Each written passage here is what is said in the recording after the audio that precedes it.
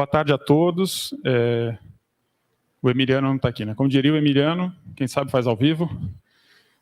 Hoje agora a gente tem a mesa 4, deslocamentos nacionais e deslocamentos oceânicos, com 2 participantes remotos, a Laura Ochoa e o Bohan Zhang, são ambos lá da Rice, a Laura professora, o Bohan aluno do doutorado em História, e aqui presencialmente a gente tem o Bryson Kisner, e da Rice também, e o Eder López do Mora. Quem vai ser a debatedora desse painel, a professora Alida Metcalf. A gente vai fazer os 2 primeiros painéis remotos, aproveitando que o sinal está bom e está dando tudo certo. Depois o Bryson e o Eder vão vir para cá apresentar e a gente vai fazer esse painel híbrido aqui e torcer para que tudo dê certo. His presentation is called Split. Agora a gente vai voltar para a ordem normal do painel, então a gente vai começar com o Bryson, depois o Eder, depois os comentários da professora Alida.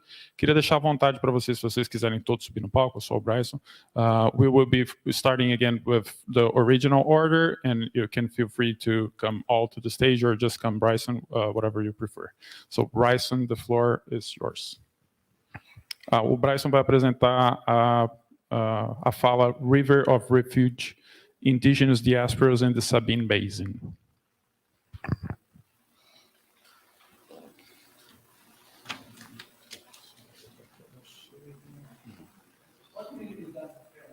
Posso.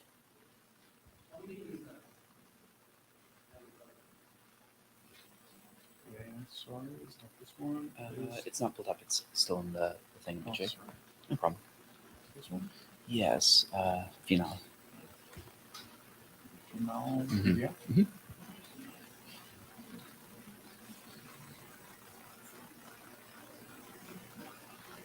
Oh, sorry. It should have been PowerPoint one, unless which will work better, the PDF or the PowerPoint. I think both. Let's do the PowerPoint. It'll probably just actually be quicker. So should I go? Yes. So Yes, that one. Yeah. Sorry, I thought they were both called final.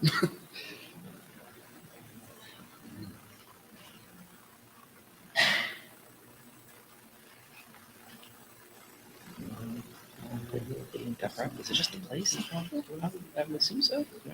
Okay. Yes. All right. Do I just hold this, or do I want to use that one? Is that one turned on? Oh wait. Yes. I think so. It's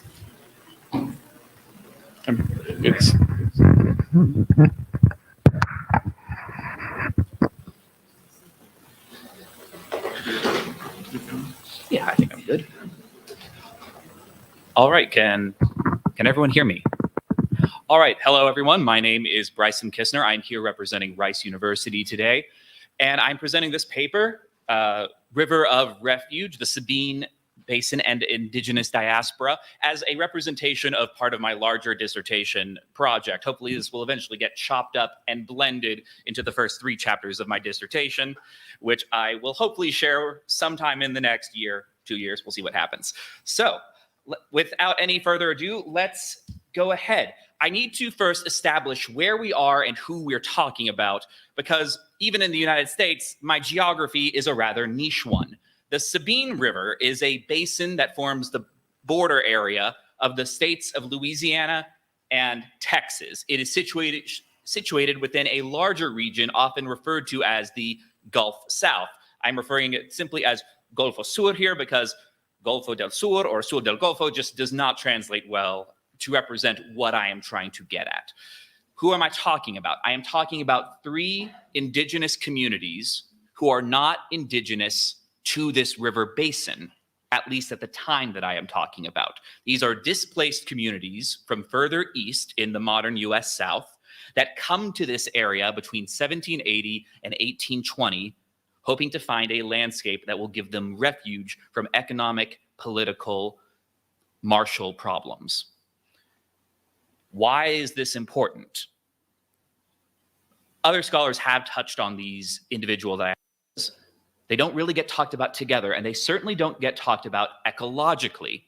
I am talking primarily about how these 3 different groups adopted different survival strategies for their political situation that had ecological as well as economic components.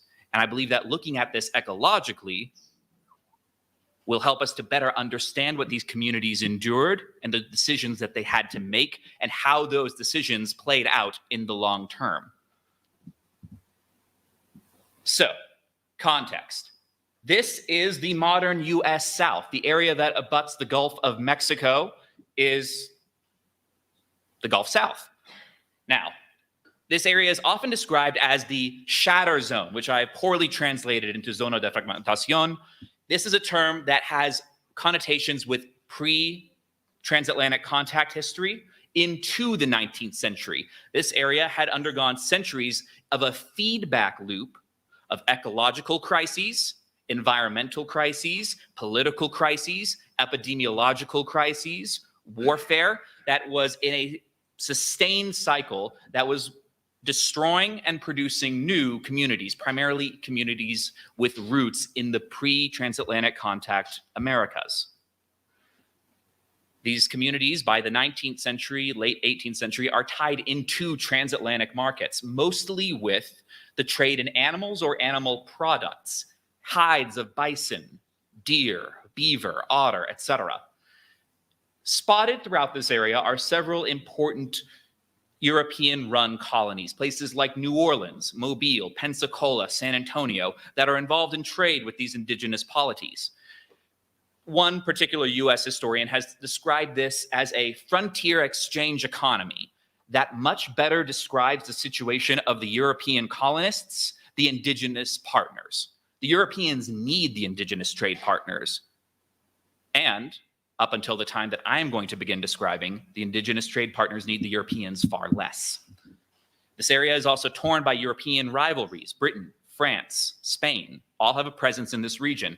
And at the time that I will be talking about today, the aggressively expanding United States is also beginning to make political moves in this region with economic and ecological consequences. So this is a larger map of the area situated within. This is the river, this little one right here. The river is sort of the border between Texas and Louisiana at the time. The problem is that France and Spain had never decided where the border between Texas and Louisiana was, and they were content to keep it that way. This is going to cause a lot of problems later, which I will mostly not get into here. Now, what does this political situation, the rise of the United States, the changing of these economic and political relationships, mean to indigenous people? Well, in the eastern part of what is now the US South, you have certain native communities that are beginning to experiment with establishing nation states that bear some resemblance to European or post-colonial models. The Cherokee, the Creek, the Choctaw, the Chickasaw. Further to the west, in the Great Plains, you have native nations like the Osage, the Comanche, and the Lakota, who are expanding rapidly to control bison herds, to control cattle herds, to control horse herds, and control the flow of animals and animal products throughout the interior of North America and out of the interior of North America. To give you an idea of how powerful these cultures were, Comanche raiding parties from here went all the way to within 100 miles of Mexico City in the early 1800s, stealing horses. This is a world that is shaken up. The shatter zone is not done. It is not settled in the early 19th century. Now, where does that leave, though, the communities that are not experiencing an economic or political heyday during the late 1700s, early 1800s? Well, they are destabilized even further, and they begin to break up. They begin to shatter. And I'm going to be talking about some of those shatterings of these indigenous communities today. First, we have to look at the Sabine and what makes this landscape interesting. As you can see by the satellite image, this is a verdant landscape. It is mostly dense woods. At the northern end of the river, these are hardwoods, oaks, hickories, sycamores, and occasional stretches of meadows and plains with deep, rich, well-watered soil that the river has been fertilizing for millennia. You move further south along the river, though, and the soil gets too wet, too acidic, too sandy. Pine trees thrive there. Alligators thrive there. Not much else thrives there. You get all the way down to the river mouth at the coast, and you have these salty, marshy prairies. You can kind of see in succession what the landscape looks like as you go down the river from one side of this slide to the next. It is worth noting that at the time that I'm talking about, the areas immediately to the east of the river, watered by the Mississippi and its tributaries, are experiencing a boom in plantation economy that is rapidly transforming the landscape of prairies and woodlands into one of cane and cotton production and reliance on enslaved labor. And the United States will very shortly acquire this territory from France, who will have only just reacquired it from Spain themselves. So what does this mean for the Sabine River Basin? Well, Louisiana is changing hands. It's throwing questions of the border back into question.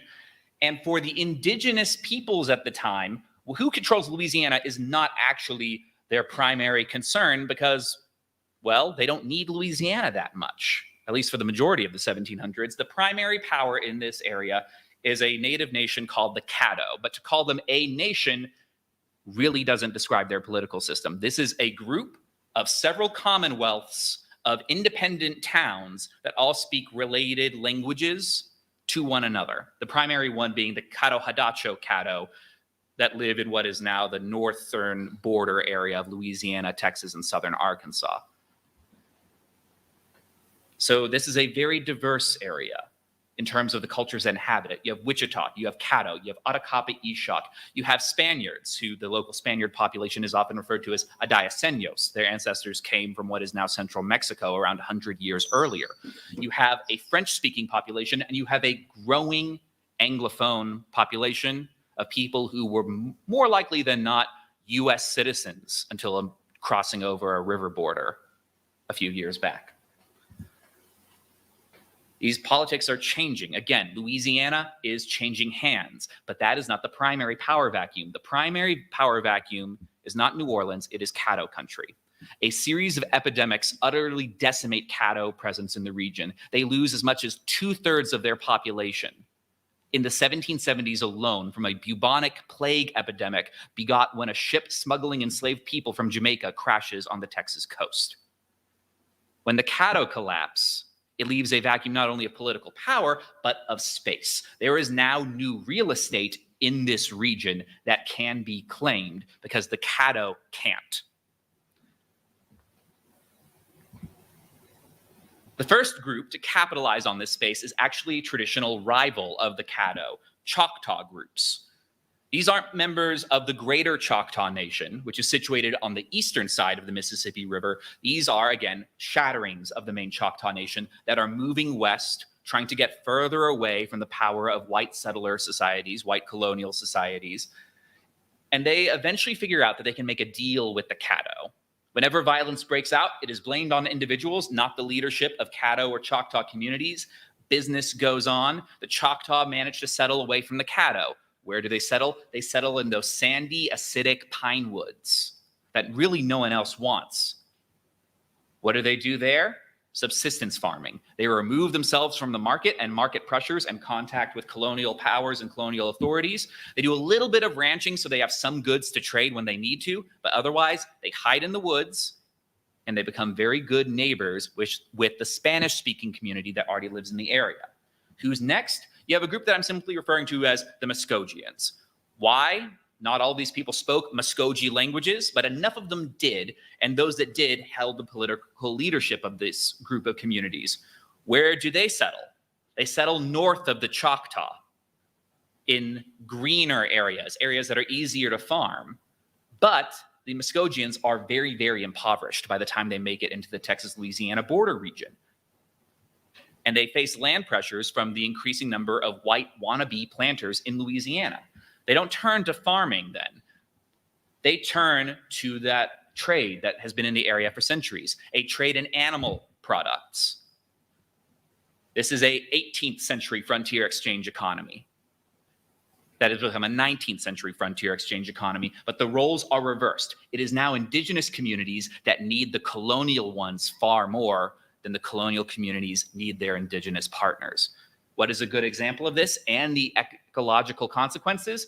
Look at this one bear hunt undertaken by 15 Coshada men. 118 bears killed by 15 people on one hunt. Most of the bear carcass was discarded. All that was taken was oil and furs, which were sold to US merchants in Louisiana. Bears do not repopulate quickly. They repopulate very slowly, and you do not find many of them in one place. This hunt is ecologically devastating, and it is one of many, many, many, many hunts that these Muskogean hunters are undertaking in this region at this time because they desperately need economic resources. And it will be very quickly unsustainable. The last population that moves into this area is a mostly Cherokee population. Like the Muskogeans, they're not all Cherokee. Some of them are Kickapoo or Shawnee or Delaware, but most of them and their leaders are Cherokee. And they are leaving because the Cherokee Nation is in a moment of crisis. Remember I said the Cherokee are experimenting with plantations. They're experimenting with building a nation state. These are people that are not on board with that project, and they have moved west. They move west of Caddo country, west of the Choctaw and the Muskogeans, to that upper part of the Sabine River, the area that with all the trees, with the good dark soil and the prairies, and they begin to intensively farm there. And perhaps this area might have potential for commercial farming under Cherokee hands.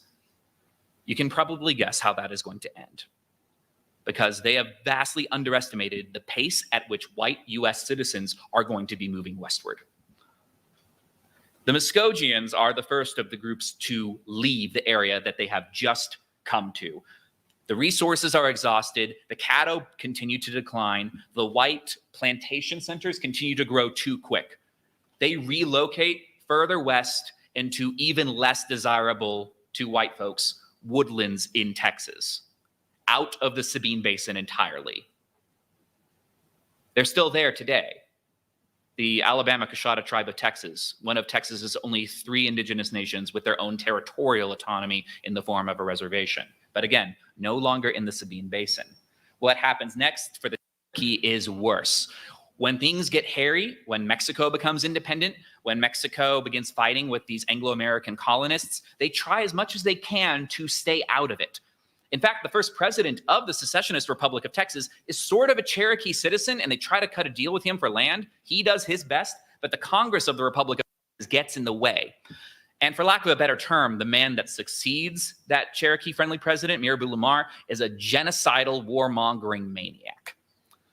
What does he do? He sends the Republic of Texas Army against the Cherokee. They lose badly, and they are chased from the Sabine at the end of muskets and bayonets. For the most part, they go to Oklahoma, though some do live in northern Mexico for several decades before returning to the majority of the almost entirely displaced Cherokee Nation in Oklahoma. And I'm going to skip this slide because I'm running low on time. But what happens to the Choctaw, sequestered in those dry, sandy, acidic pine woods that have made buddies with the Spanish speakers? They begin to integrate into that community. They hide in these woods away from areas that people want to turn into plantations. They begin speaking Spanish. They begin taking Spanish surnames. When the Civil War rolls through, when Jim Crow rolls through, many of them pretend as best as they can to be white, or at least less indigenous than they are. And what does that look like in the Sabine today? The Choctaw Apache are still there. They're called the Choctaw Apache because they intermarried with a pre-existing Apache community that had Hispanicized, for lack of a better term. They have a few Caddo neighbors, they have a few Atacapa Eshok neighbors, and they have a group of people that claim that they are of Cherokee descent as neighbors as well, but their paperwork is very, very suspect, and the Oklahoma Cherokee Nation can't stand them. And I am not getting into the middle of that conflict. But again, this is a space that once, a mere 200 years ago, was a refuge for displaced indigenous people. And now there is a very, very small indigenous presence, only a few thousand. Conclusion, we have these 3 groups, each of which pursued a different relationship with this landscape that they all entered for very, very similar reasons. Farming in areas that were perfect for farming didn't work. The white folks came too quickly and took that land far too fiercely. Relying on the pre-existing fur trade didn't work. Overhunting because of market demands drastically dried up the economic possibilities of that ecology. But the Choctaw managed to stay because they did the best they could with lands that literally no one else wanted. So, thank you for your time. I hope you see why I think having an ecological component to studying indigenous diaspora and indigenous displacement is a good thing. And I hope that you enjoy my meme. Thank you for your time.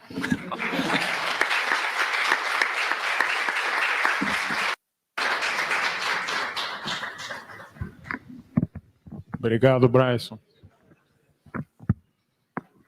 Então eu convido aqui o Vitor Lopes para se juntar a gente. Ele vai apresentar a fala Indígenas de Santa María, Guadalupe, Daghiadí, en busca de la restitución de tierras 1915-1923, una demanda de justicia o una vieja negociación inconclusa. Bem-vindo, Vitor.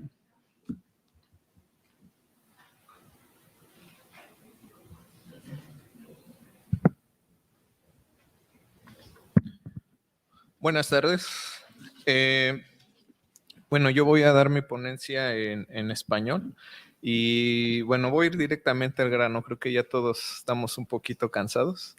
Y bueno, pues lo que les voy a mostrar pues son algunos avances de mi proyecto doctoral que tiene que ver con la conflictividad agraria en el municipio de Jilotepec, que se encuentra en el norte del Estado de México, en el centro de la República Mexicana.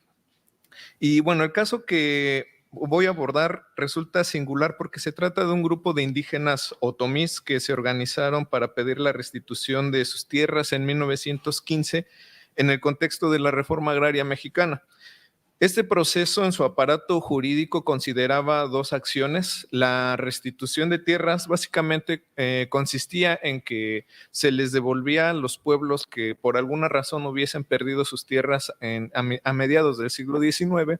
Y la segunda acción era la dotación, que no era otra cosa que el Estado otorgaba tierras a los pueblos que carecieran de ellas, aunque no necesariamente las hubiesen perdido en el siglo XIX.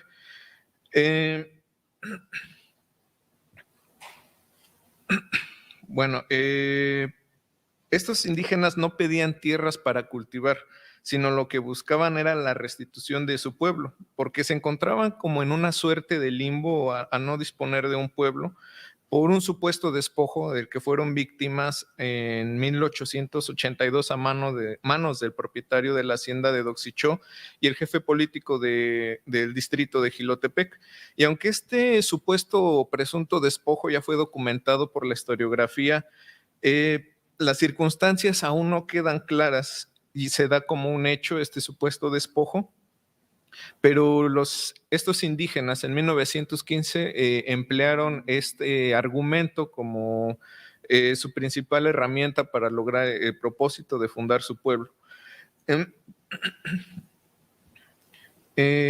Al analizar este proceso de petición de restitución con documentos del Archivo General Agrario y el Archivo General de la Nación, pude percatarme de que hay varias inconsistencias en los argumentos de estos indígenas peticionarios, lo cual creo que de alguna forma nos da cuenta de la gran habilidad política y la capacidad de negociación de estos indígenas con el Estado. Sin embargo, antes de adentrarnos en este proceso, considero que vale la pena profundizar un poco en la importancia de la zona de estudio y quiénes eran estos individuos sin pueblo. Para esto tenemos que Jilotepec fue un importante centro poblacional de los otomís durante el periodo prehispánico. Durante el virreinato de la Nueva España figuró como una importante y extensa provincia, y en lo que hoy es la cabecera de Jilotepec se estableció la República de Indios de San Pedro y San Pablo de Jilotepec, lo que también de alguna forma nos habla de la importancia del componente indígena en este municipio mexicano y de cierta forma también la importancia que tenían los indígenas en cuanto al gobierno y en las la forma y la concepción de la tierra, ¿no? En ese tránsito de la época colonial que después se fue perdiendo en la época nacional. También es importante mencionar que la cuestión agraria en Jilotepec no se parecía en nada al canon oficial, el canon oficial historiográfico y también ya un poco anticuado, que nos ha acostumbrado a pensar que los propietarios de las haciendas mexicanas, entendidos como grandes terratenientes, se dedicaban a atormentar a las comunidades indígenas para despojarlas de sus tierras comunales y explotar la fuerza de trabajo de los indígenas casi en condiciones de esclavitud. Creo que tampoco podemos negar esto, pero en espacios con poca población como lo es el norte de México Pero en el centro de México, algunos autores como Charles Gibson, Eric Van Jong, Fernando Escalante, ya nos han demostrado que por la gran concentración de población que había en el centro de México, los propietarios de las haciendas de esta región no tenían la necesidad de asegurar la mano de obra de alguna forma forzada o obligada, como se hacía en el norte o en el sur. En el territorio de la jurisdicción municipal de Jilotepec nos encontramos, de hecho, solamente con 2 haciendas muy modestas, entre ellas la hacienda de Doxichó. Y bueno, al revisar los antecedentes de la población de Jilotepec y cómo se relacionaban con las haciendas, me encontré que se tenía un vínculo un tanto recíproco. Los indígenas y los mestizos que vivían en los pueblos ya contaban con algunas tierras en las que sembraban maíz y cebada y también criaban ganado vacuno y bovino. Además de esto, se dedicaban a elaborar algunas artesanías como tejidos de lana y alfarería que comerciaban en los mercados locales. Entonces solamente requerían trabajar en las haciendas de forma complementaria porque el trabajo en estas unidades productivas era temporal. Me encontré también un informe de un ingeniero agrimensor que estuvo en Jilotepec a principios del siglo XX y registró los precios de los productos de primera necesidad de los expendios locales y calculó que el gasto diario por familia en los pueblos de Jilotepec era de 90 centavos al día. Ahora, si comparamos este gasto diario de estas familias de los pueblos con el salario que se pagaba en la hacienda de Doxichó, por ejemplo, que era de 50 centavos, vemos que si estas familias hubiesen dependido del trabajo de las haciendas, no les iba a alcanzar con lo que pagaba la hacienda. Entonces, esto me hace suponer y de alguna forma también afirmar que lo que era complementario era el trabajo en la hacienda y sus actividades primordiales era lo que ellos mismos sembraban en sus tierras y los animales que criaban. Ahora bien, las haciendas de Jilotepec no solo funcionaban con trabajadores temporales, sino que también daban las tierras en arrendamiento a algunos habitantes de los pueblos, pero también hubo una época en la que se les permitía a gente sin tierras que se asentaran dentro de los márgenes de la hacienda a cambio de trabajar a medias las tierras de la misma finca. A estos individuos se les conocía como terrasgueros o gañanes. Y bueno, este sería como la parte contextual. Ahora, ¿quiénes eran los indígenas de Daghiadí y cómo sufrieron el supuesto despojo que argumentaban? Las investigadoras que ya han abordado este tema lo han hecho, pero sin explorar los antecedentes de este supuesto asentamiento. Tan es así que aún hoy en día resulta muy complicado definir la ubicación de Daghiadí en la jurisdicción municipal de Jilotepec. En el archivo municipal tampoco hay pistas ni documentos que den cuenta de la existencia de este pueblo. Pero donde sí pude encontrar documentación fue en el Archivo General de la Nación. Y esta información nos lleva a los últimos años de la Nueva España, por un lado, y por el otro al Segundo Imperio Mexicano. Entonces encontramos que Daghiadí en realidad era un rancho de la misma hacienda y parece ser que estaba unido a 2 ranchos. En ellos se les había permitido a un grupo de indígenas sin tierras que se establecieran y trabajaran las tierras como terrasgueros o gañanes.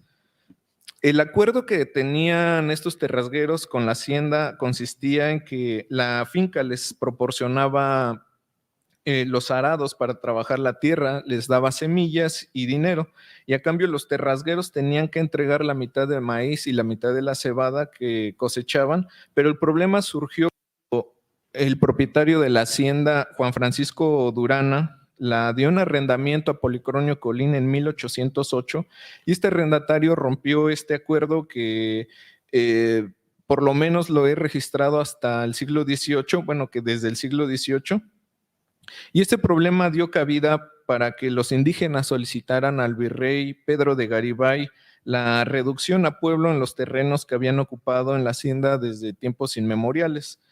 Esta petición la hicieron de esta manera para lo que argumentaban, bueno, lo que se ve en los documentos, era para evitar que en el futuro tuvieran de nuevo otros problemas con futuros arrendatarios, cuando parece ser que la solución era más fácil, como restablecer el viejo acuerdo. Sin embargo, pues el propietario de la hacienda se opuso y ambos se enfrascaron en un litigio que se extendió hasta 1809, pero el virrey determinó que la solución sí era restablecer el acuerdo tradicional que ya se tenía. Entonces, este primer intento por fundar un pueblo hasta este punto se vio frustrado, pero el siguiente me lo encontré o lo detecté en el ramo de la Junta Protectora de las Clases Menesterosas en el Archivo General de la Nación. Y aquí vemos que estos terrasgueros aprovecharon el paternalismo y la sensibilidad que mostró el emperador Maximiliano con los indígenas para solicitarle la erección de su pueblo en 1866. Sin embargo, no hubo mucha más información sobre este proceso porque poco después, el siguiente año, de hecho, Maximiliano fue fusilado en Querétaro y se restauró la República, y por ende la intención de fundar su pueblo quedó frustrada nuevamente. Esto nos dice que para 1882, cuando supuestamente se les había expulsado de su pueblo, en realidad estos indígenas eran terrasgueros de la misma hacienda, ocupaban sus terrenos y llevaban ya 2 intentos de fundar un pueblo con los terrenos de la misma finca. Ahora, esto no es algo nuevo, parece ser que en el centro de México ya sucedía por lo menos desde el siglo XVIII. También es un tema que es muy poco atendido y muy poco explorado por la historiografía mexicana, pero afortunadamente Stephanie Wood, ya en la década de 1990, nos muestra algunos ejemplos también de la región del norte del Estado de México, en la que algunos terrasgueros toman de forma violenta las haciendas para transformarlas en pueblos, pero la respuesta de los propietarios es igualmente violenta y el desenlace es prácticamente el destierro de estos terrasgueros de las mismas haciendas. Yo encontré que esto me hace mucho sentido con la descripción que dan los indígenas de Daghiadí, de cómo ellos explican que fueron expulsados de sus tierras en 1882, pero en esos años el propietario era el empresario minero Miguel Rull, y justamente en esos años él se encontraba muy inmerso en el proyecto de reactivación de sus minas en Guanajuato, por lo que sugiero que la hacienda de Doxichó para ese año no era primordial para sus negocios.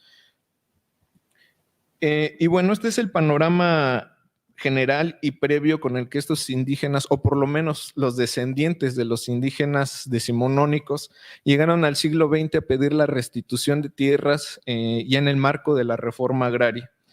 Esta petición también encuentro que está plagada de inconsistencias, pero veo que estos indígenas aprovechaban la coyuntura política ahora de la Revolución Mexicana para intentar nuevamente el viejo propósito de fundar su pueblo, porque de hecho era lo que pedían con la restitución de tierras. De las inconsistencias que encontré, por ejemplo, mencionaban que habían sufrido algunos agravios por hordas zapatistas que merodeaban en el municipio vecino de Chapa de Mota, cuando se trasladaban a la ciudad de Toluca a entregar sus documentos para pedir la restitución. Pero esto lo encuentro que lo hicieron de forma estratégica para aprovechar justamente la enemistad del gobierno en turno con los zapatistas y de alguna forma victimizarse con el fin de agilizar la respuesta de las autoridades. Por otro lado, como la ley exigía que para hacer efectiva la restitución de tierras, los solicitantes tenían que probar la posesión histórica de las tierras que querían recuperar, los indígenas de Daghiadí presentaron las copias de 2 mercedes reales concedidas a 2 indígenas nobles de Jilotepec de 1595 y aseguraron ser sus descendientes y que con las tierras mercedadas había surgido el pueblo de Daghiadí. Sin embargo, resulta interesante ver que estos títulos o mercedes reales que presentaron como prueba correspondían a un poblado extinto, pero de otra jurisdicción municipal, el municipio de Aculco. El pueblo se llamaba Santa María Jutzoneca o en idioma otomí, Santa María Añado, pero era un municipio y un pueblo que se encontraban muy distantes de Jilotepec. Entonces, esto podemos decir que se trataba como una usurpación ahora de documentos o de títulos primordiales. Sin embargo, otra cosa interesante es que en las instancias de gobierno estas inconsistencias no se tomaron en cuenta. En la Comisión Local Agraria se libró un intenso debate entre los funcionarios que dictaminaban una resolución provisional. De aquí surgieron 2 temas muy apegados a la legislación agraria. El primero de ellos es que no se podía dotar a pueblos inexistentes porque Daghiadí ya no existía. El siguiente era que la ley agraria no consideraba la dotación de pueblos enteros o completos, solamente consideraba la restitución y dotación de tierras de labor. Entonces, un funcionario apeló al espíritu justiciero de la revolución para sugerir que se les diera la restitución a estos indígenas, y en este nivel de la comisión local se tomó en cuenta para hacerla procedente de forma provisional, pero aún faltaba el examen de la Comisión Nacional Agraria. Aquí los documentos se sometieron a un análisis paleográfico, también se encontró que los documentos no correspondían a este supuesto poblado, pero esto no se tomaba en cuenta, se valoraba más la legislación agraria. Estos funcionarios de la Comisión Nacional coincidieron con los funcionarios con los 2 puntos que mencioné anteriormente, y la restitución fue negada en 1918. Entonces tenemos por lo menos 3 intentos de estos indígenas por fundar un pueblo que quedaron frustrados, pero entre 1918 y 1923 estos indígenas se reorganizaron y optaron por pedir ahora la dotación de tierras, pero esta vez lo hicieron como habitantes de la ranchería de Ximojay, que en realidad era la vía más rápida, porque antes de finalizar el año de 1923 recibieron la dotación que habían solicitado. En conclusión, encontramos que los indígenas que pedían la restitución de su pueblo en realidad intentaban aprovechar los momentos coyunturales y de transición política en México para obtener justicia por un supuesto, no para obtener justicia por un supuesto agravio, sino para hacer posible un viejo anhelo, el de tener un pueblo propio. Y bueno, realmente eran terrasgueros avecindados en terrenos de la misma hacienda de Doxichó, y aunque tenían ciertos beneficios de esta finca, requerían mayor autonomía en sus actividades de subsistencia. Creo que aún falta explorar más la cultura política de los grupos subalternos del campo mexicano, pero en periodos un poco más extendidos. Y este caso de los indígenas terrasgueros de Daghiadí, que terminaron siendo ejidatarios, pero en la ranchería de Ximojay, intenta sumar a esta necesidad que justamente estoy notando. Y con eso termino. Muchas gracias.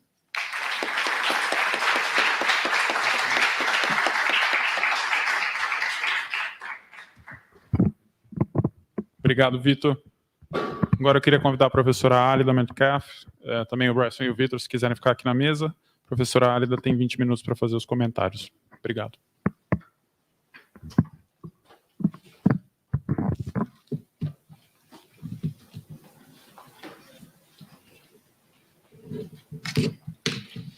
Bueno, buenas tardes. Yo sé que todos están cansados, pero yo traje a ¿dónde está? Gerardo, que va a ayudarme a hacer la traducción en español. Bueno, muchas gracias. Thank you everyone for your papers. I learned a lot. We have 4 very interesting papers that I have found a common theme, despite their differences. And I think the common theme is the creation of and the defense of home. Whether it's the desire to recreate a lost pueblo in central Mexico, as Victor has shown us, or whether it's the struggle by Indigenous and Black communities to speak and to be heard in Colombia, as Laura has showed us, despite as a result of the horrific violence of the civil war in Colombia.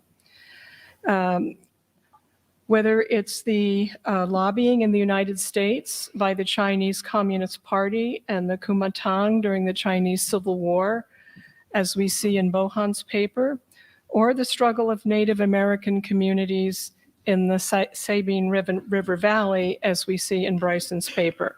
All are striving to understand the strategies for survival, to claim and to defend what we can understand broadly as their homelands. Es mi primera experiencia en traducción simultánea, así es que si se va algo, disculpen.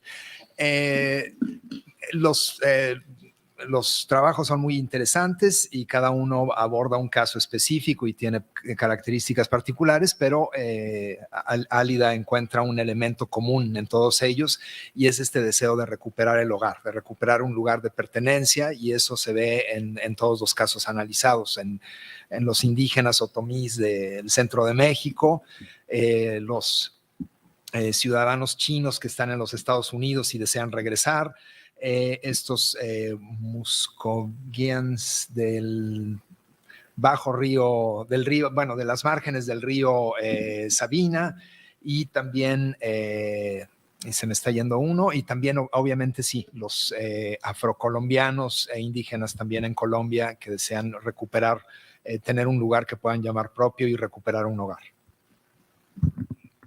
Gracias. Bueno, in my comentario yo voy a, no, in my comments I want to bring out several sub-themes. There are many sub-themes. I'm just going to bring out several that emerge in the 4 papers, elaborate on them a little bit, and then ask the presenters to think about this sub-theme in the context of their own paper. So I'm going to begin with the 2 historical papers, the last 2 papers we heard. Bryson's paper on the 3 distinct indigenous groups who migrated into the Sabine River Valley, which, as he explained, is located between Texas and Louisiana. All of these groups seeking a homeland in the late 18th and early 19th centuries. And the paper by Victor in more or less the same time period. It begins in more or less the same time period, focusing on an indigenous group in Jilotepec, in the state of Mexico, the Otomí, who began to defend their rights for land in more or less the same time period, although Victor's paper really is about the Mexican Revolution and the agrarian reform during the revolution and what opportunities indigenous peoples had to try and reclaim lands that had been lost. Sí, el comentario va a iniciar con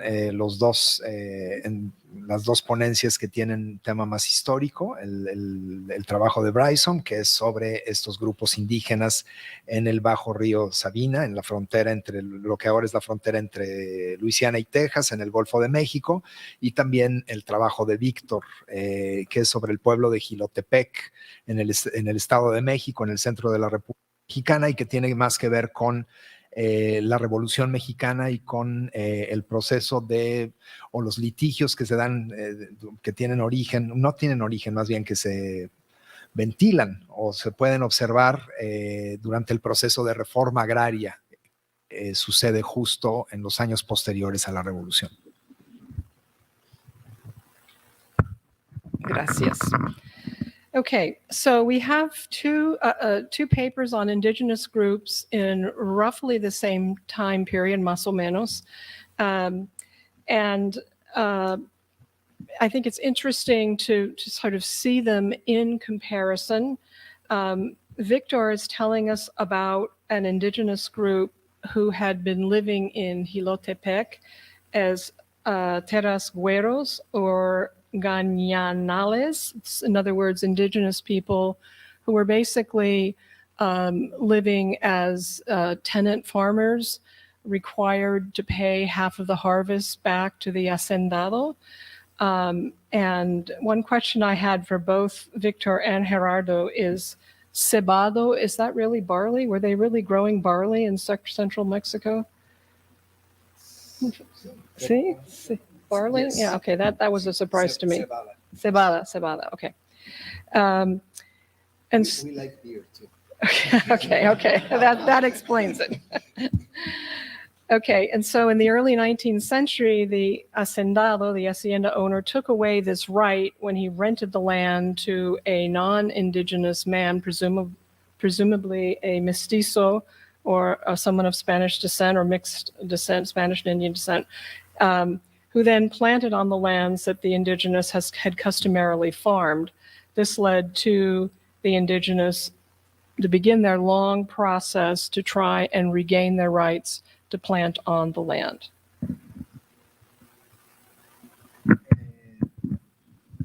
Bueno, el trabajo de Víctor, es interesante hacer una comparación entre los dos trabajos. Primero el trabajo de Víctor, que trata sobre estos agricultores que están asentados en las tierras de Jilotepec y que quieren reclamar o obtener la dotación de un pueblo. Ese es un concepto un poquito complejo del que a lo mejor Víctor nos puede hablar un poquito más, porque no solo son tierras de labranza, sino también tiene un estatus jurídico muy particular, que están como terrasgueros y gañanes, que es básicamente pues, como trabajadores del campo en ranchos, pero ahí, en fin, creo que ahí perdí algo, pero básicamente eso. Gracias. Okay, so in contrast, the Sabine, is it Sabine or Sabine? Sabine River Valley is more of a frontier area, and Bryson introduces the concept of the shatter zone, which I think is a really interesting concept to apply, all over Latin America in the 16th century, not this late. In any case, they're seeking homelands, whereas Victor's area, they have a homeland, it's been established, there's a memory of it, there's a desire to protect it. In Bryson's case, it's the desire to create a new homeland in this riverine landscape, forested landscape, which was not particularly, that had not really been settled, and so they were fleeing change, seeking a homeland, and developing new strategies to try and find land in the Sabine River area. Sí, la diferencia fundamental entre los dos trabajos sería que mientras en el tema y el escenario que está analizando Víctor, se trata de gente que ha estado asentada ahí durante muchísimos años y que de hecho tiene un reclamo basado justo en una tradición o una posesión desde hace mucho tiempo, o al menos es lo que pretenden. En el caso del trabajo que presenta Bryson, este es un área de frontera, las márgenes del río Sabine, y es una frontera en donde no ha habido asentamientos previos. Es una shatter zone, creo que la tradujo el propio Bryson como zona fragmentada. Sería es decir, son como fragmentos de grupos indígenas que han sido desplazados desde el este y que llegan ahí justamente con la esperanza de que ya finalmente los dejen en paz, puedan establecerse. Y pues sí, que ya les respeten, digamos, su asentamiento en esa área. Gracias. So going back to Bryson's paper, it's the landscape and the changing landscape that's the key to everything. So the indigenous groups who come into the Sabine River Valley are able to use the landscape and the flora and fauna to their advantage for a time, becoming hunters, extractors, engaging in trade and so forth. But as the landscape changes or the fauna changes, things become more difficult, and some indigenous strategies are more successful than others. And the one, there are two groups, it seems, I understood this in your presentation. I didn't understand it in your paper, but there were two groups who were successful. In my comment, I'm going to just talk about one, the Alabama Cushada, were successful because they retreat into thick forests that nobody wanted and sort of lay low for a time, and through some diplomatic strategies, which will become important in a minute, were able to live and in a homeland that they had claimed and created until the present.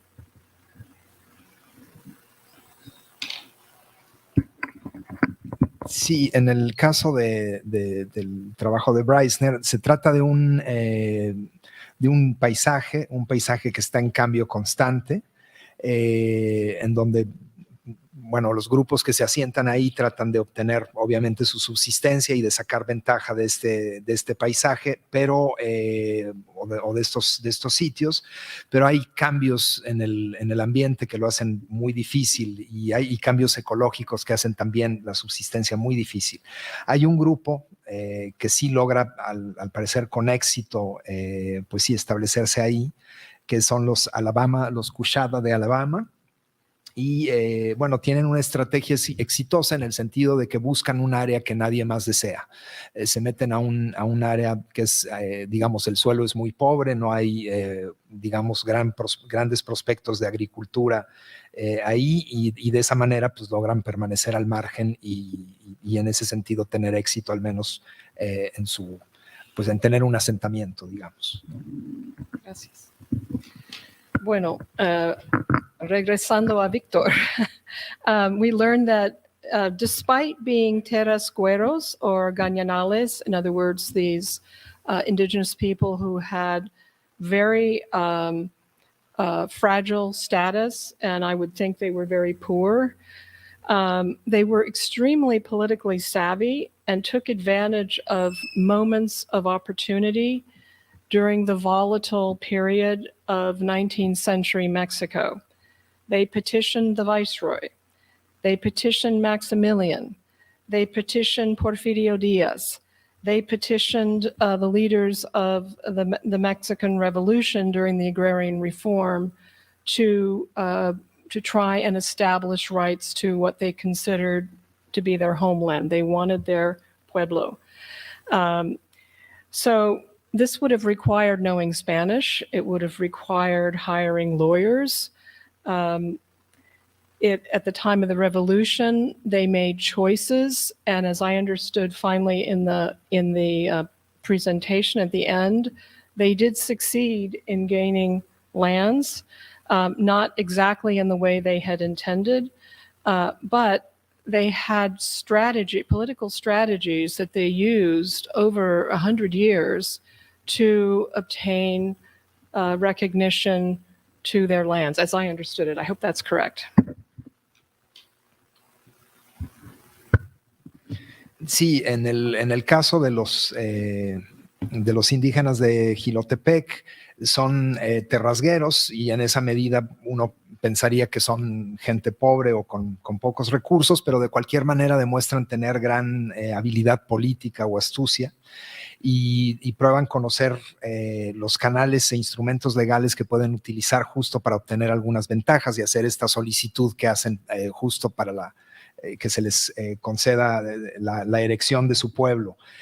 Hacen peticiones a las autoridades de manera reiterada durante un largo periodo de tiempo. Empiezan con los virreyes, luego posteriormente en el siglo XIX con Maximiliano, luego también Porfirio Díaz y finalmente con el Estado postrevolucionario, que es el que lleva a cabo la reforma agraria. Entonces, aunque parece que en este examen pues un poco más cuidadoso que se hace, o al menos que se tiene registro que es más cuidadoso de las autoridades, la Comisión Nacional Agraria, creo que es ahí, aunque se dan cuenta que no es, que los documentos que muestran no son exactamente legítimos, bueno, auténticos, parece que obtienen tierras, ¿no? Pero aunque queda la duda, entonces ahorita Víctor nos podrá aclarar un poco la situación. Bueno, gracias.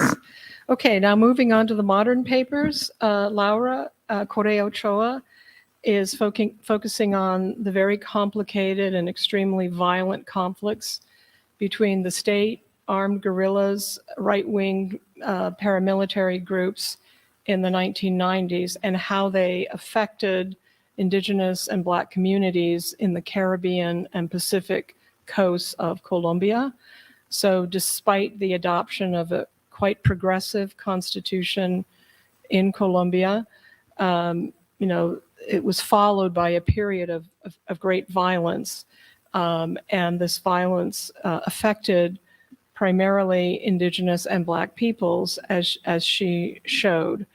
And so in her analysis, politics is key, because what she's showing is how activists, Indigenous and Black groups were not only able to tell their story, but insisted that the reports that were written articulated how their communities had suffered from the violence, from the left, from the right, from the state. And so they were, through their activism, they were able to get all of this recorded so that they can continue to press for not only recognition of what happened, but reparation in some way for what happened. So through this activism, they were able to change the debate over transitional justice. Sí, en el trabajo de Laura Correa vemos un conflicto entre las comunidades de indígenas y de afrocolombianos con paramilitares, guerrilleros, en un contexto de muchísima violencia y en donde, pese a una constitución muy progresista, pues bueno, ahí se da toda esta violencia y no se respetan los derechos que supuestamente están establecidos en la ley. De cualquier manera, la política es muy importante porque los indígenas y los negros tienen la oportunidad de contar sus historias y bueno, de obtener, en fin, de que se registren estas historias y de tenerlas, de usarlas posteriormente como instrumento para presionar, primero por ser reconocidos, pero también para exigir reparaciones. Thank you. In Bohan's paper, he completely turns the table. Up until now, we've been seeing how people have been seeking to defend their homelands or seeking homelands. His focus is now on the state trying to bring people back to the homeland. And so he has the two parties in the Chinese Civil War, the Chinese Communist Party and the Kuomintang, trying to recruit Chinese students, intellectuals who are in the United States, trying to recruit them back home. And although this was not in his written paper, it did come, I guess was one of my big questions. It did come out in his presentation today, as he argues that it was the Communist Party that was more successful in bringing home the Chinese intellectuals than the Kuomintang Party, which was, as he argued, was kind of counterintuitive. But his point is that the Chinese Communist Party was more persuasive in its arguments to bring the Chinese students and intellectuals back to China. Sí, en un abordaje radicalmente distinto, porque aquí se trata de chinos que desean regresar a su casa. Bohan presenta una situación en la que dos gobiernos en pugna, los nacionalistas chinos y el Partido Comunista, tratan de reclutar a estos expatriados chinos y bueno, mucho más éxito el Partido Comunista por los instrumentos que utiliza, también por el personaje que va a los Estados Unidos a intentarlo y en donde hay, digamos, mayor éxito en la persuasión a todos estos ciudadanos chinos que viven fuera del país. Okay, so here are my questions, because our themes, the main theme is the desire to create and defend the homeland. The sub-themes are landscape and changing landscapes, political issues and diplomatic appeals, violence against ethnic groups, and strategies of persuasion. So Victor, did the landscape of Jilotepec affect the indigenous strategies for survival at all?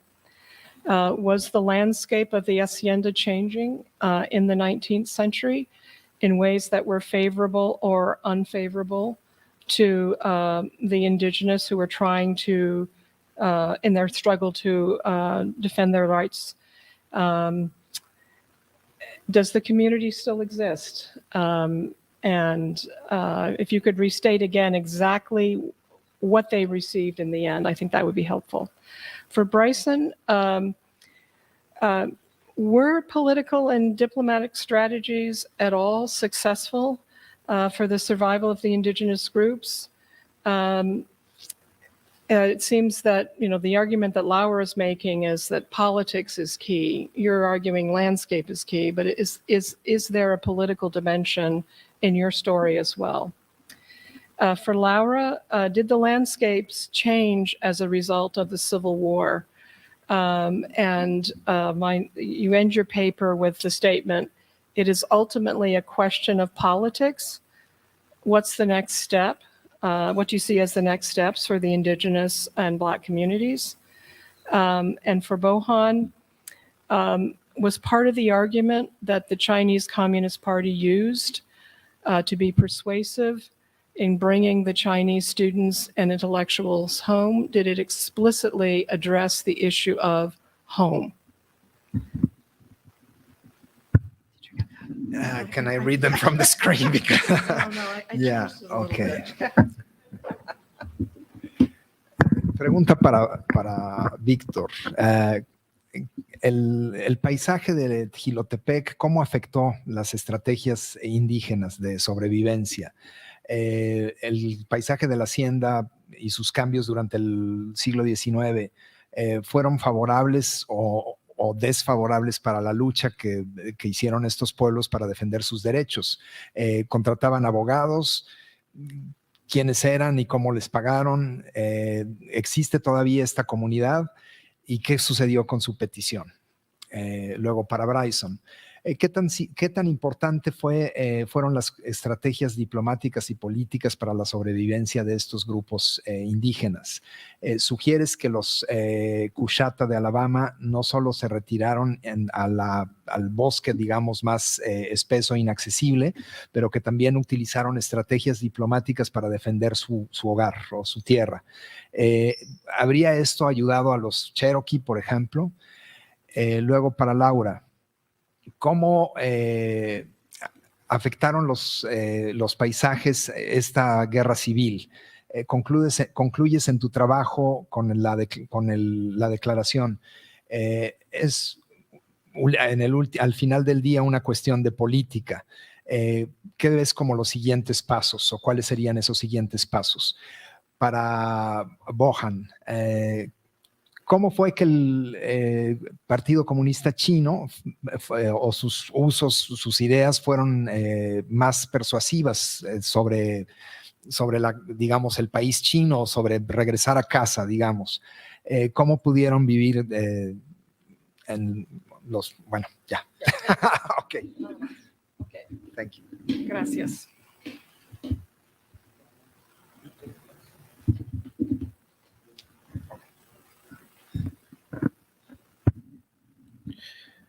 Bueno, muchas gracias.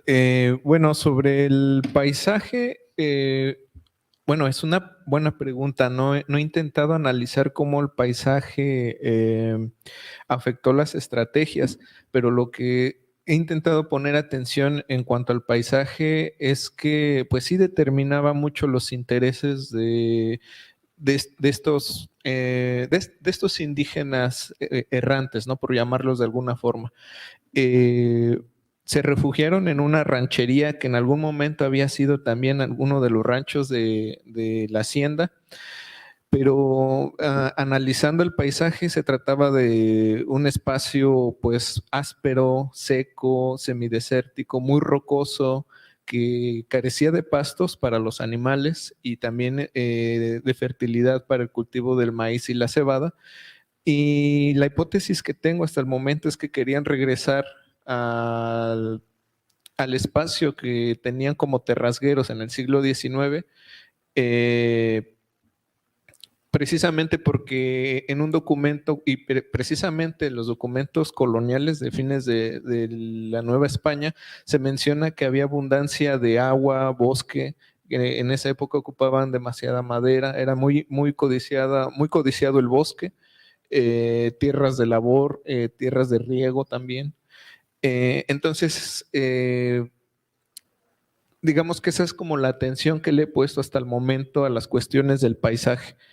Efectivamente encuentro que al principio, a finales de la Nueva España, ellos no entran en contacto directo con el virrey, sino lo hacen a través de un abogado o tinterillo, pero desafortunadamente no he encontrado cuánto le pagaban o cómo le pagaban, pero por ejemplo, Daniela Marino en México ha trabajado mucho esta parte, en la que normalmente ella encuentra que no les pagaban, no cumplían con los acuerdos. Entonces, a veces también se empleaba, bueno, los tinterillos tenían como que un rango inferior, no eran como abogados, se hacían pasar por abogados, pero de alguna forma esto también le sirvió a los grupos subalternos del campo para empaparse de todo todo lo jurídico, para no ignorarlo. Y bueno, ya para el siglo XX encuentro ya en el contexto de la reforma agraria, que incluso Andrés Molina Enríquez, uno de los principales ideólogos precisamente de la reforma agraria, era de Jilotepec y asesoraba a muchos pueblos para hacer sus peticiones. Y en ese sentido puedo asegurar que lo hacía de forma gratuita. De hecho, es el autor del texto de los grandes problemas nacionales de 1909, en el que él precisamente señala los abusos que él observó como notario público por parte de los gobiernos locales, los dueños de las haciendas, pero él lo hizo, digamos, como desde la perspectiva regional que él observó. De hecho, a él se le atribuye por algunos historiadores mexicanos que precisamente fue el precursor de esa leyenda negra de las haciendas como dominadoras de los indígenas, que ya no era negocio, pero curiosamente no observó precisamente el escenario local, entonces justamente de Jilotepec. Entonces encuentro que él es un personaje muy, muy interesante porque está ayudando a muchos de los pueblos. Precisamente a ellos los ayudó a hacer la petición de dotación. Que si me permiten aclarar un poco más sobre el asunto de la restitución. En sí la ley no consideraba la restitución de pueblos, sino la restitución de tierras, considerando la fallida aplicación de las leyes desamortizadoras del siglo XIX, precisamente la ley Lerdo de 1857. Muchos intelectuales revolucionarios consideraban que los problemas de la pérdida de tierras de los pueblos mexicanos se debía precisamente a la mala aplicación de esta ley. y por eso se consideraba la restitución. Sin embargo, la ley agraria surge en un momento muy álgido de la lucha armada, justamente cuando se disputan el poder entre los constitucionalistas y los convencionistas, y precisamente Venustiano Carranza retomó muchos elementos del plan de Ayala de Emiliano Zapata para construir esta ley agraria de forma improvisada, para ganarle terreno y establecerse ya en el poder, ¿no? La historiografía también nos ha mostrado que en realidad no estaban interesados en hacer la restitución. Ellos solamente querían el poder, digamos, sentarse ya en Palacio Nacional, y por eso idearon la segunda acción, que era la dotación. Ponían muchas trabas, muchos pueblos ya no tenían los títulos o las mercedes reales, no tenían forma de comprobar la posesión histórica de esas tierras, y digamos que la dotación fue como el pretexto del Estado para, desde una posición paternalista, entregar las tierras que ellos querían y no precisamente la que los pueblos solicitaban. Algunos autores, como Daniel Nugent, han mencionado que era como una suerte de premio de consolación.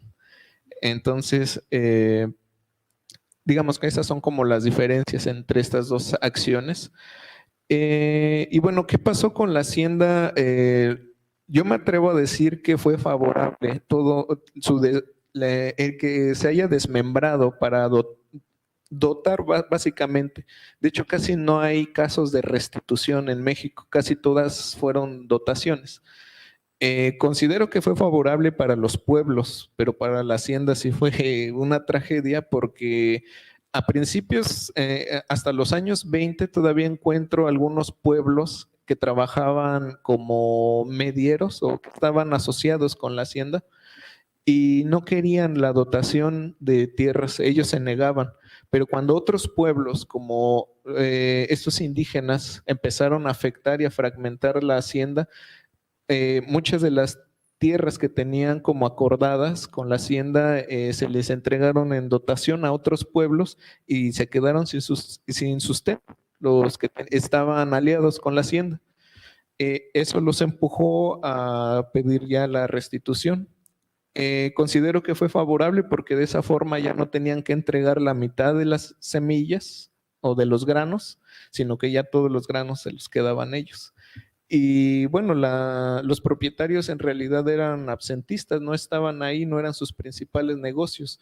Encuentro Miguel Rull, que era un minero muy importante. El último propietario, Agustín Espinosa, él era un importante comerciante en la Ciudad de México, entonces en realidad las haciendas no eran como su principal fuente de ingresos, era como algo complementario. Entonces, hasta ahí veo que resultó favorable para los pueblos. Creo que es un poquito obvio, pero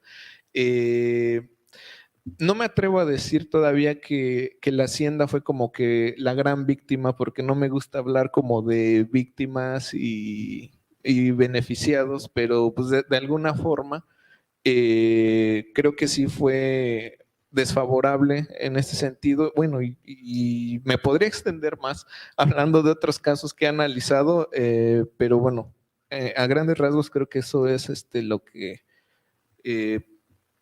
lo que observo hasta el momento. Muchas gracias. Oh, okay. As to the question of the relevance of politics and diplomacy in this situation, for the story I am telling, I actually don't think it's that important, at least as far as my dissertation goes, because my dissertation ends in 1877. If you were to look at these stories other than as I am, because I am a historian of region and ecology first and foremost, if you were a historian of these indigenous nations, then it would be much more important, because these histories of diplomacy and politics become much more important later in the 19th century and especially in the 20th century, in particular with the Alabama Coshada, where their diplomatic relationship with the state of Texas and through the state of Texas to the federal government is very important in that time period after the U.S. Civil War, when they have relocated themselves out of the Sabine Basin and have this new area in these other pine woods, which are very similar to the Choctaw Apaches pine woods in the Sabine Basin. But that's when that diplomatic relationship becomes so important to preserving that land and growing that land. Towards the end of the 20th century, it becomes similarly important for the Adai-Caddo, the Choctaw Apache, for the aspirant recognized nation of the Mount Tabor Indian tribe, as they call themselves, and with their ongoing conflicts with the Cherokee Nation of Oklahoma and others. So for my story, the purposes of my story, I actually don't think that the politics and the diplomacy matter that much, because I can think of no instance where a change in diplomacy does something that I see as changing the trajectory that these indigenous nations have put themselves on through their ecological relationship to the places they inhabit, or their ecological relationship to the people that they neighbor in that landscape. And I'm going to very briefly try and summarize my comments in Spanish, and I apologize ahead of time. Pero más tarde, en algún significado, especialmente en el siglo XX, no el siglo XIX, y especialmente para las Alabama Cruzadas de Texas, pero no por las otras naciones indígenas en esta historia. Es importante ahora para el conflicto contra la tribu india de Monte Tabor en Texas contra la nación Cherokee de Oklahoma y otras naciones indígenas en los Estados Unidos. Es un conflicto legal ahora, pero no es un conflicto legal en el siglo XIX. I'll go ahead and... Laura? Thank you so much, Alida, for your generous question. Absolutely, for the Colombian case, in terms of kind of the environmental impact or landscape impact, and there's actually a lot of emphasis in the True Commission reports on the environmental impact that the war has had. Just to mention a few examples that activists reference are, for instance, agribusiness really expanded at this time. As well as extractive industries, and those became kind of like central areas of kind of driving a lot of the war to the state. There's also a lot of landmines that are still, that are still around in the territory. So the interaction is very constant. And I just want to mention a wonderful book that just came out. It's called When Forests Run Amok, and it's by Daniel Ruiz-Serna, who's at the University of British Columbia, and he's precisely looking at those impacts. I'll say that briefly in Spanish. Los impactos en términos de medioambientales que ha tenido la guerra son un enfoque central de los materiales que se están produciendo desde la Comisión de la Verdad, y solamente quiero resaltar un par de factores que tienen que ver con la expansión de agribusinesses, en particular palma africana, a la vez que también la expansión de otras industrias extractivas, específicamente mineras en los territorios étnicos. También hay muchas campos minados todavía que no se han desmantelado, y quiero citar un libro que trata esto más específicamente de Daniel Ruiz-Serna, que está en la Universidad de British Columbia. In terms of the second point of the question about what's next, the answer is more politics. So I just want to reference that a lot of these movements that coalesce around the peace, they're also the movements that supported the progressive coalition that recently came to power.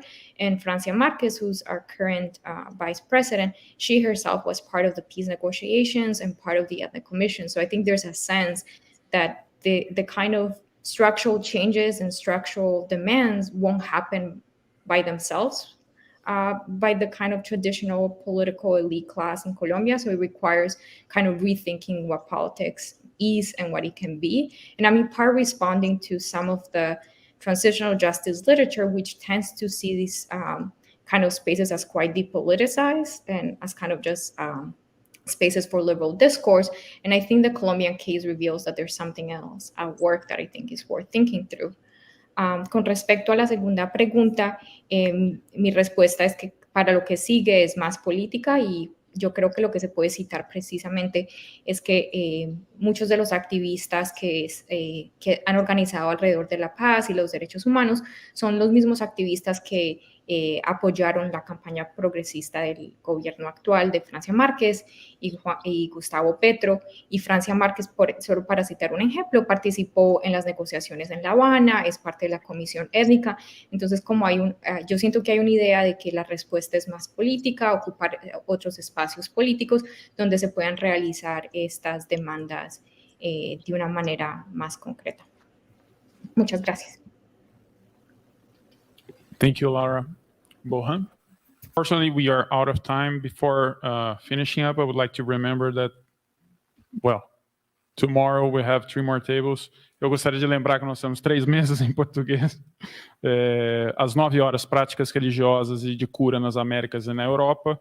Às 2 horas, meio ambiente, alimentação e exclusão. E às 4 horas, às 4h30, história, memória e racismo. Queria que vocês, por favor, me ajudassem a agradecer os nossos participantes e vejo todos vocês amanhã. Obrigado.